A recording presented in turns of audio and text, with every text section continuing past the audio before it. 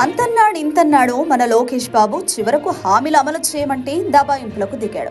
తాజాగా ఏదో ఒక కార్యక్రమానికి వచ్చిన లోకేష్ బాబును విలేకరులో చుట్టుముట్టి ప్రశ్నల వర్షం కురిపించారు. అధికారంలోకి వచ్చి 100 రోజులు అయింది కదా, సూపర్ 6 ఎప్పుడు అమలు చేస్తారని ప్రశ్నిస్తే లోకేష్ బాబు దబాయింపులకు దిగాడు. జగన్ అధికారంలోకి వచ్చినప్పుడు అమలు చేశాడా, దిగిపోయే ముందు పెన్షన్ పెంచాడు అంటూ ఎదురు ప్రశ్నించారు లోకేష్. కానీ జగన్ అధికారంలోకి వచ్చిన 100 రోజుల్లోనే 90% హామీలు అమలు చేసిన చరిత్ర ఉంది. దాన్ని మరుగున పెట్టే లోకేష్ అబద్దాలు ఆడడం మొదలుపెట్టారు.